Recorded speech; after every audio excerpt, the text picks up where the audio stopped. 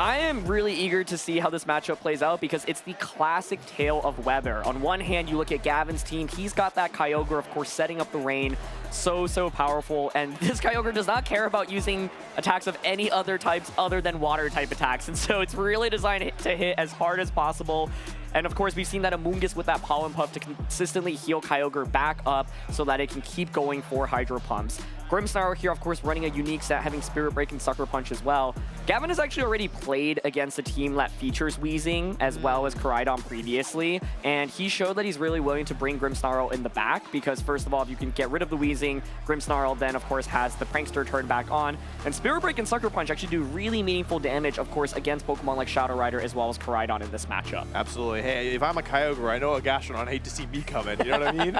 But yeah, no Gastrodon here, though. No Gastrodon here, that's right. Although Walking Wake with the quadruple resistance to water moves is, well, not exactly the same thing, but might be able to put on a little Gastrodon hat, the blue one, of course.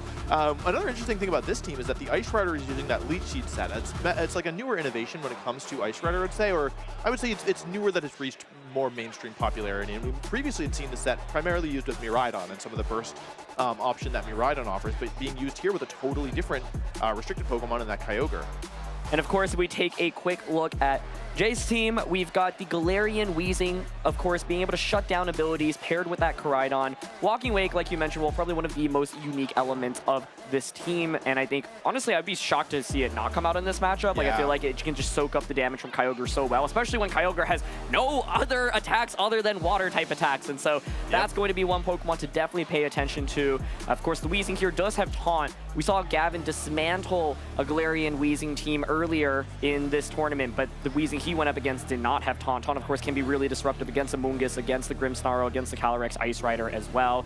You've got really strong offense from things like the Chi-Yu, the Calyrex, and the Koraidon. And of course, Brute Bonnet is kind of the glue that can hold it all together, being able to put things to sleep and also redirect attacks away in this matchup. Yeah, you know, every time I've seen Brute Bonnet on stream today, Aaron, it feels like it's kind of going down in one turn without doing anything. So I'm hopeful that this will be the exception, right?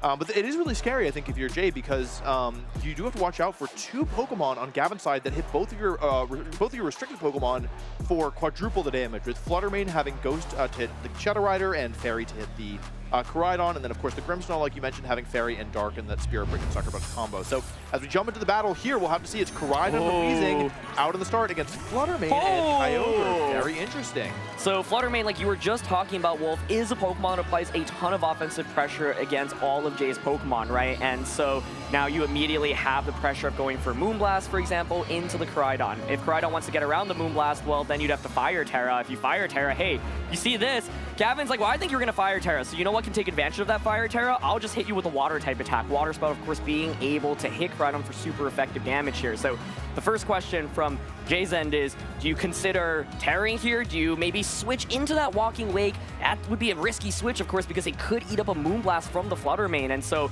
right now, this is the classic problem with Weezing. Weezing doesn't really have too much to offer against these two Pokemon right now. Yeah, a Poison Gas and Protect would be a great play to get rid of that Focus Sash, but of course that could easily be punished by a Taunt, and Dazzling Gleam isn't doing that much damage.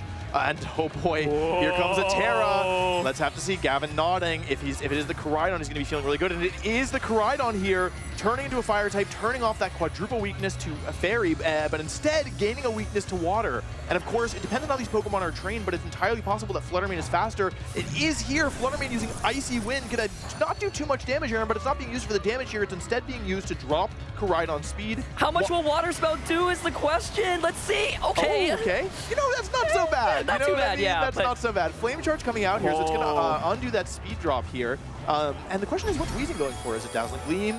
Is it a Poison Gas? You really want to make sure that you're clearing this Fluttermane, but I mean, it doesn't feel that great to trade your Koraidon for their Fluttermane, honestly. It is going to be the Poison Gas, of course. That move can miss. Both. Able to connect on both. So, I jinxed it! Oh my goodness, Aaron, what are we doing here? The animation makes it look like it targets both. You would think that it had connected on both, but no. Fluttermane dodges it. That's so crucial because now there's nothing stopping another Icy Wind and a Water Spout. Yeah, there's really nothing that Jay can do here. Like, of course, you're gonna have to let something go down. I think unfortunately that's the only thing that I can say about it. It could be like Protect Koraidon, switch Walking Wake into the Weezing slot, and then you have Aqua Jet on the Walking Wake. Oh, interesting. So that's what I got to offer you, man. That's a great play, Aaron. I think it's a little tricky, but of course his Walking Wake in the back. What I was thinking is maybe Protect Weezing, let Koraidon go down, and then bring in your Shadow Rider in the sun with Weezing active. It is Koraidon here going for Protect. I mean, I don't think Weezing can survive a Water Spout. What do you think, Aaron? Oh, never mind. Doesn't have to protect from both Pokemon. Just getting another turn of Poison Chip here on the Kyogre. This, I mean, it does help this turn, but like next turn is really scary, right? Like, what happens after, you know? Because now neither Pokemon can protect easily. Of course, you can try your odds for a double protect, but the odds of that aren't going to be fantastic. And so Icy Wind plus Water Spout, really, really free here. You're going to have to make some switches, right? You probably give up one Pokemon, maybe switching the Walking Wake for the other. Now, Gavin has the ability to potentially predict that, though. Let's say you think Walking Wake's coming in. You could actually go for a Moonblast. Yeah. Icy Wind plus Water Spout, I think, is always safe here. And so it's really on Jhe Zhang to basically respond to it. Yeah, it's just, you can see the power of these offensive Pokemon of this high-powered Water Spout. That is taking a little more damage from the poison and will lower the base power. But, I mean, yeah, like Icy Wind plus Water Spout is just so oppressive. And even in the sunlight, you can see it doing so much damage. Even to Weezing, who's not even weak to the combination attack. One thing worth noting here, by the way, Aaron, is that we don't know for sure that Koraidon isn't as fast as possible. That's right. Koraidon and Fluttermane have the same natural speed stat if they were trained to be as fast as possible. So, yeah, I think that we do see here a switch out of the Koraidon. I think this play makes a lot of sense. The question is, who is coming in here? It's going to be the Brute Bonnet. Okay. My friend, you've shown up. Oh, and it's a Shadow Ball, actually, not a Moonblast, predicting maybe a Shadow Rider coming in to take these hits, but no, Brute Bonnet takes it quite well. No special defense drop. Here's Water Spout. It should pick up the KO, probably. Oh! Weezing holds on! Weezing! Oh, it's Play Rough, not Dazzling Gleam. I do apologize. I missed that. And actually, Aaron, that did a lot of damage. Non-trivial. I would describe that as supremely non-trivial damage. Wow, okay, so Brute Bonnet manages to come in. It's a great defensive pivot, right? And actually, if it was that Icy Wind that came out, that would have been the extra little bit of damage that you needed on the Weezing to get the knockout. But the Shadow Ball there, of course, covers for a potential Icy Wind miss. Also, if you switch into that Shadow Rider, like you mentioned, Wolf, you get to nail it, but it's going to be Brute Bonnet coming out. So Kyogre now pivoting out, but that's a really key play rough. I mean, Kyogre does not like taking so much damage, and it is going to be the Amoonguss pivoting in, staring down Brute Bonnet on the opposing side. Sucker Punch here is going to fail as Taunt comes out from the Fluttermane, putting Brute Bonnet in a fairly awkward position now. Yeah, like, of course, Brute Bonnet it's nice here in some regards, but you're off into the Amoonguss here. That is the Rocky Helmet Amoonguss. Weezing is going to knock itself out here and give control of the abilities over to the opponent's side of the field. Although, honestly, Aaron, this is still a little bit awkward, right? Because that Brute Bonnet is still pressuring that Fluttermane, and of course, Koraidon could come in and pressure the Amoonguss, or potentially a Shadow Rider come in and start being much scarier in terms of the threat. Yeah, it's interesting because you know the Brute Bonnet is taunted, right? And the Brute Bonnet does have offensive attacks in Sucker Punch and Seed Bomb, but you are staring down the Amoonguss from the opposing side, so Amoonguss obviously can Rage Powder. Brute Bonnet doesn't love going up against that. One of the other things to think about here is Gavin, you know, having the sun up right now, not necessarily bad for him, but then you'll want to eventually change the weather into your favor, right? And so Photosynthesis activating on Fluttermane here, going to be that speed boost. It's going to be the fastest Pokemon. Photosynthesis on the opposing side, going to be that defense boost that you typically see. So now the question is, okay, do you expect a Sucker Punch? If you do, there is that potential switch out. Ooh, okay, so I wonder if it's like ever side Pollen Pup, but that's probably entirely too risky here. Yeah, I think that there seems to be a very an obvious safe play here, which is to switch Fluttermane into Kyogre and go for Spore into the Koraidon. It's pretty difficult to punish that. Brute Bonnet can only go for like Seed Bomb, and a worst case scenario, it can't do that much. But of course, if you want to be a little bit risky, you could just stay in here and attack. You could go for a Moonblast into either slot basically, or Shadow Ball. And so maybe Gavin basically understanding like, hey, my move is somewhat telegraphed here, and actually no protects from Jay. I'm shocked by this. Let's see what Brute Bonnet goes for. It is just a Shadow Ball. That could have been. A Shadow Ball, a Moonblast, or a Shadow Ball into Koraidon. Shadow Ball here instead, hitting into Brute Bonnet. Flare Blitz. I'm really surprised to see that, Aaron, because if Kyogre had come in, I can't imagine that would have KO'd unless, I mean, I could be wrong here. And Seed Bomb here will finally take out the Fluttermane. So overall, this is a good turn for Jay, but he's not out of the woods yet because there's still Ice Rider and Kyogre in the back. Yeah, and I think the explanation behind that turn is, okay, Sucker Punch onto your Fluttermane feels so obvious. Gavin actually really could have gotten a little bit more, given like he got an attack off that turn, but now at least does get the free switch into Calyrex Ice Rider, right? And the Brute Bonnet here is left really exposed. You do threaten with something just like a Rage Powder plus Glacial Lance, and so how does Jay get around this, right? Like, you probably have Shadow Rider in the back. That doesn't feel very good to switch into a Glacial Lance here. And so from Jay's end, you got to really be thinking, okay, like, how am I going to close out this game? Brute Bonnet, of course, could go for a Sucker Punch onto the Ice Rider. So you can see Gavin going for that Fairy Terra to get around a potential super effective hit. But Calyrex Ice Rider right now feels really, really well positioned. Yeah, it's like the thing is that Jay's Corona has just taken so much damage already, and that makes it really difficult to find a way through this Amoonguss's Rocky Helmet, because your best move is Flare Blitz. That's going to do a lot of recoil damage. It seems like Gavin is actually kind of not bothering to regain control of the weather, understanding that Koraidon will knock himself out. But Jay has to be aware of it. If you go for a Flare Blitz and it's simply Kyogre switching in, I mean, you're not going to be thrilled with that. I almost wonder if maybe the last Pokemon is something that we aren't expecting here, as we do see the turn begin, and it is going to be the Terrestrialization. I believe that's going to be onto the Ice Rider here. Doesn't want to go down to any Strike Fire moves, also doesn't want to take super effective Sucker Punch, wants to keep that HP high. The weather is still going to be in favor of Jay, but I mean, it doesn't feel like, it feels like this turn is likely going to swing in Gavin's favor. Here's Rage Feather coming out from Amoonguss, forcing Koraidon and Brute Bonnet, well, Koraidon at least, to target into Amoonguss. And here's the Flare Blitz. You would think both Pokemon go down now, right? And so, yeah, Flare Blitz comes out, targets down the Amoonguss, but it's going to be a trade for a trade here. Critical hit, just critical hit. I'm going to say that one probably didn't matter. I think you're right there on that one, Wolf. But Rocky Helmet, of course, comes out, and then you take all the recoil damage here as well. And so Koraidon will go down. The Fairy Terra here, though, so nice. It's just a great defensive Terra that Jay really can't punish very much, right? And the Brute Bonnet being taunted also puts it in this awkward position. So yes, it gets a Seed Bomb off. Yes, you get a little bit of damage off, but not much. That's really not enough. And Glacial Lance now single target in return, gets the knockout onto Brute Bonnet. So it's going to be a 2v1. You would think it's going to be that Calyrex Shadow Rider. If it's Calyrex Shadow Rider, Kyogre comes out, you can just protect Trick Room and then double up into the Shadow Rider. So could it be something more surprising, like a Walking Wake, for example? I just don't see any way to turn this around with the +1 attack boost now onto the Ice Rider here. It's going to be tough. I mean, the Kyogre is low HP, but yeah, I think with the threat of Trick Room, it's just going to be too much. It is that final Pokemon from Jay, and it is that Shadow Rider. So, you know, Aaron, I feel like if somehow the Brute Bonnet had survived for the turn, I think it might have been doable, because you would have Spore Pressure, you would have threatening multiple Glacial Land, or Astral Barrages. But here, with the Brute Bonnet going down and now being in 2-against-1, like you said, there's kind of no easy counterplay to protect a Trick Room, and I think Gavin has spotted that exactly. I think he's done a great job over the course of this tournament of identifying when plays are ambiguous and when they are just like impossible to punish. Exactly, yeah. And you know, what you're basically hoping for in Jay's perspective is maybe a critical hit. I'm not even sure a critical hit does it, to be honest. It's I really don't think so. Yeah, this isn't even a choice specs Calyrex Shadow Rider, so Gavin opting for the safe plate that we've talked about, and Fairy Terra, just such a nice defensive Terra that Gavin has utilized on his Calyrex Ice Rider so much throughout the course of the tournament. So here we go, Astral Barrage from Shadow Rider. How much will it do?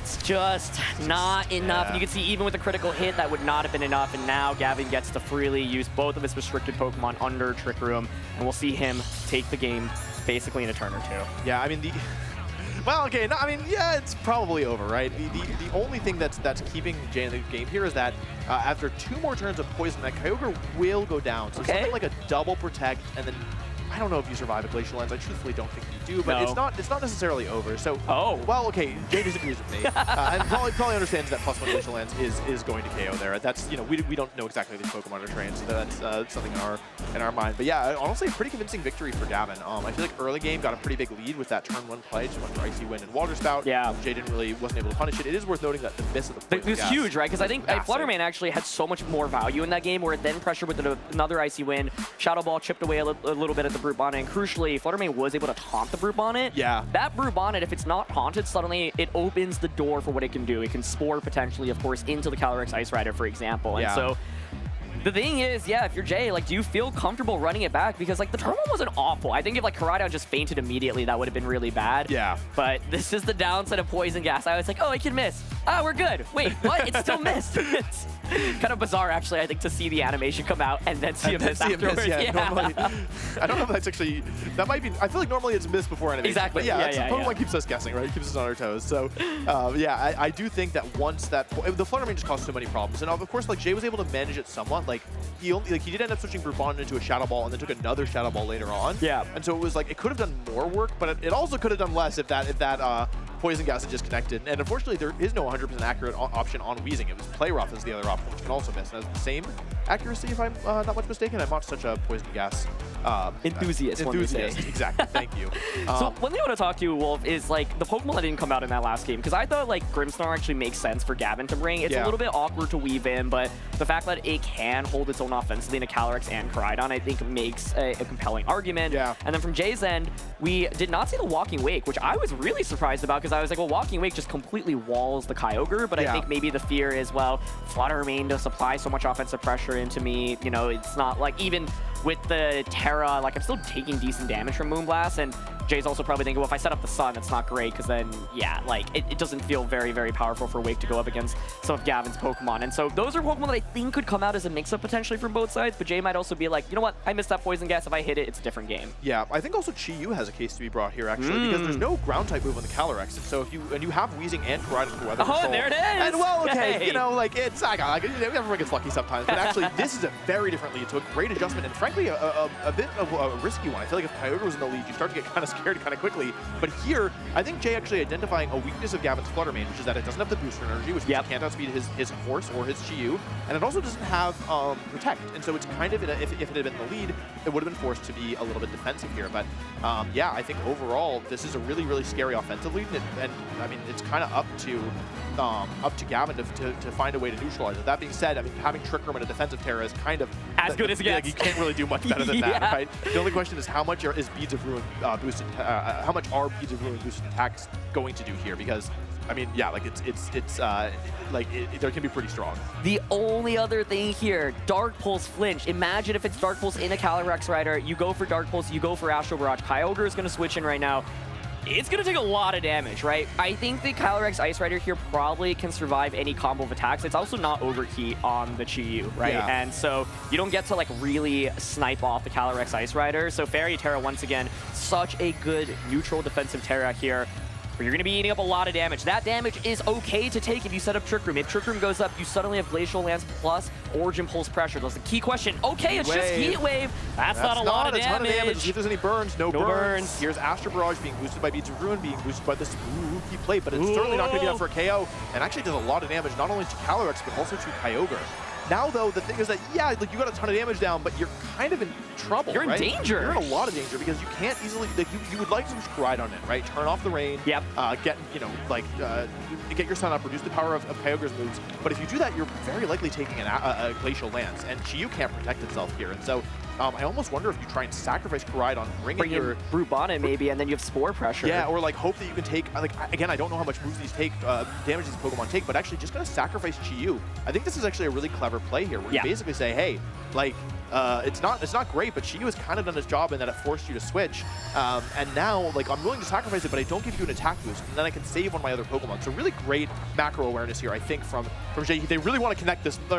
Jay really wants this to connect, otherwise they're in huge trouble. Oh my goodness! That's actually terrible for Jay. So good for Gavin. Yeah, and Heat Wave comes out and actually, okay, missing Kyogre isn't as big a deal, but that is absolutely the worst case scenario for Jay. They wanted Chi-Yu to go down there, and by having it stay alive, they're now in a really awkward spot because they wanted to sacrifice Chi-Yu. Yeah, the logic is Chi-Yu goes down, you get something like can suddenly put on more pressure. Gavin, you can see how quickly he locked his moves, and he's like, thank you, like, I'll take that miss. Because now both slots are left vulnerable to Origin Pulse plus Glacial Lance.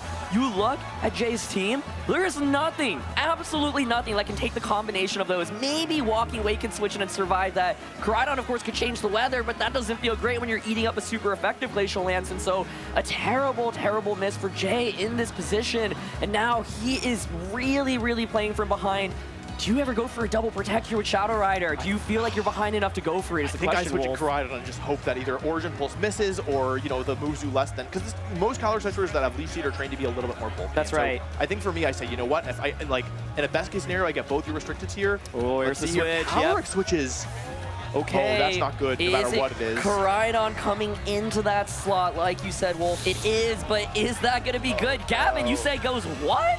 Oh, man. Will it be able to survive this turn? Glacial Lance comes out. This is already going to be super effective, targeting into both. Okay. Oh, man. It looks like Koraidon will survive.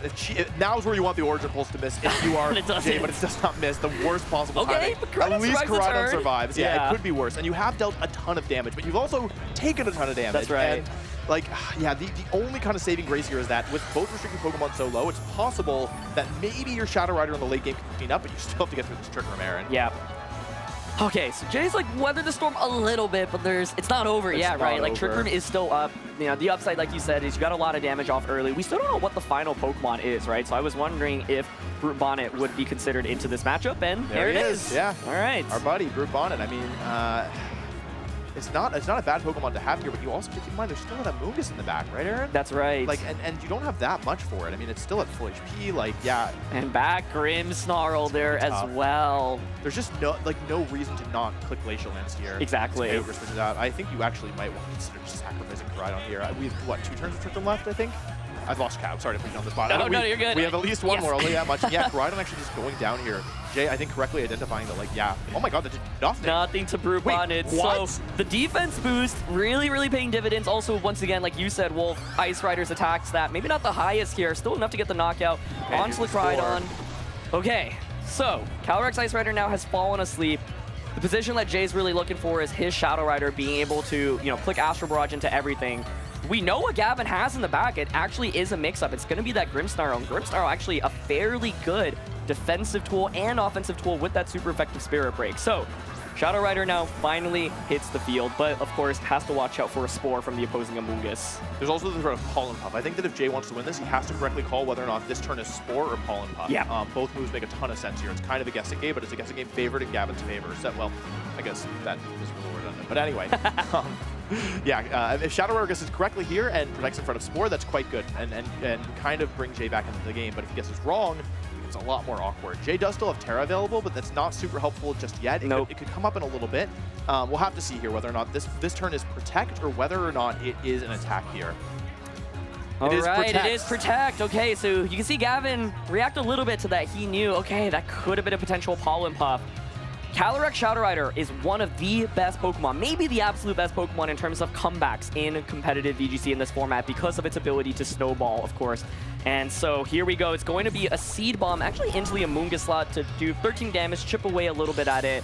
That, of course, now might put it in KO range from a Psychic from the Calyrex Shadow Rider on the opposing side. That's not going to look like very impressive damage. Maybe it looked like Jay was predicting a switch out, but you have to understand that Psychic is not likely to pick up a one-hit KO here. And so knowing that, Jay is thinking like, okay, like I just need to get a little bit of chip down, and that little bit of chip could be the difference maker. But you saw that play, right? It's Grimmsnarl coming in, and so this is a big turn. If you're able to get the Psychic into the Grimmsnarl slot, Grimm also now applies so much offensive pressure. Where will Jay target this turn? Will he go for Psychic into the Amoonguss slot? Will he go for an Astral Barrage instead? Let's see. It is the Psychic. He called it correctly. The Grimmsnarl comes in clutch. Boy. Here's Seed Bomb again into the Grimmsnarl. Understands that the Amoonguss is a huge threat, but a critical hit. Let's see. It's a 1 in 3 chance. Calyrex stays asleep. Oh boy, that's pretty big. It's now a 50% chance for Calyrex to wake up. Grimmsnarl has a couple options here. It can go for Sucker Punch, it can go for Spirit Break, or it can go for Light Screen. All moves make sense. And the thing is, you know, Aaron, if there is a way to get through this this Ice Rider, if Jay is able to KO the Calyrex, all of a sudden there aren't that many great options at stopping Jay's Calyrex. Exactly, right? It can just Astral Barrage, Astral Barrage, Astral Barrage, and so the thing is, Gavin has taken a good amount of damage on his Pokemon as well. This is the slight snowball potential. Oh my goodness, it could have been a Sucker Punch this turn. It could have been, but... Here's Astral Barrage. How much does this do? I don't think it's going to do anywhere close to a KO. Oh my goodness. This is going to come down to a 50-50, I fear. Whether or not Calyrex Ice Rider wakes up here... Does it wake up right now? Oh, it's 3 turns sleep!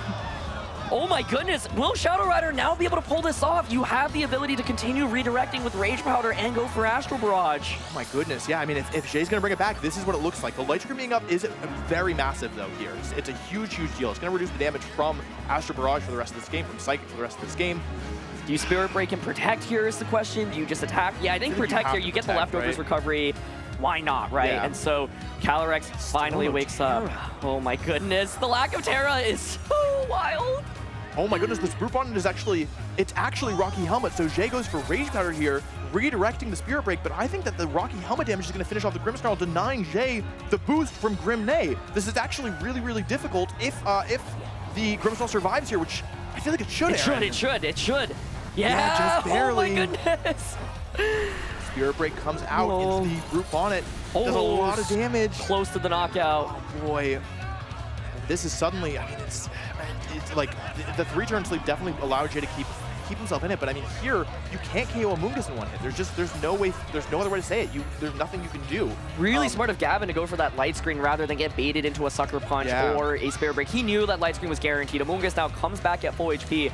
This is why Jay was trying to chip away at the Amoonguss early. He already knew Psychic might not be a one-hit knockout onto you. Let me get some additional damage. But now it's tricky because light screen is set up, and so you can't redirect that Spore away. Gavin just going for a Spore plus Glacial Lance. I know he can taste this win right now. He's so close to the finish line. He's so close, but he's not there yet. If this Ice Ritter goes down, it's possible that Sucker Punch from Brute Bonnet would do enough. The Kyogre's taking quite a bit of damage. I don't remember exactly how much it has left, but I mean, it is quite a powerful move, and I think Gavin's Kyogre is also quite speedy, and so this game is certainly not over. As Astro Barrage comes out here, this is the right move. Is it going to do enough damage into the Ice Rider? Oh, no, it doesn't. 4! That might be enough! But Seed Bomb will pick up the KO, so it's not ideal, but it's not horrible either. You are still in this if you are Jay, because if you can just get down to a 1-against-1 of the Amoonguss versus your Shadow Rider, you certainly can win this. However, that's going to be a little bit difficult because now your Shadow Rider is taking a nap. So Shadow Rider will be put to sleep. You still got Amoonguss. You still got Kyogre waiting in the back as well. With Kyogre, I feel like Kyogre here should be able to just click Water Spout, and then you can Pollen Puff yourself. Oh, you're right, So Aaron. what That's stops a great that? call. Yeah, no, you're right. I mean, you can, if you go for Protect, you're risking a Wake Up. It's going to come down to whether or not Brute Bonnet can take a Water Spout, but also... Oh, Gavin's worried! Oh my gosh. He's worried Water Spout won't do enough. He's going for Origin Pulse, but Origin Pulse Wolf, it can miss! Gavin is willing to bet this game because he's up a game. He's willing to bet the entire tournament on an Origin Pulse. 2 HP, it survives! Calyrex takes its first turn of sleep. If Origin Pulse connects on both, this game is very likely over. It connects on both! And does tons of damage to Shadow Rider. Oh. Gavin is at the finish line with the healing from Pollen Puff Amoonguss, with the light screen that Grimmsnarl set up. Anything outside of a one-turn wake up into a double Astro Barrage critical hit likely will mean that he's the winner. This is astronomical odds that Gavin will win here. Goes for a Spore here and a Water Spout, understands that he's so close to victory. The odds are so far in his favor. This is almost certainly the final turn of the match. Calyrex Shadow Rider versus the old head Kyogre. There's almost no chance, but there is still a chance, Aaron. Regional Championship number 4 for Gavin Michaels. A World Championship invitation for Gavin Michaels. He's done it once again, coming off a top 8 finish from EUIC, and he is going to be your Portland Regional Champion.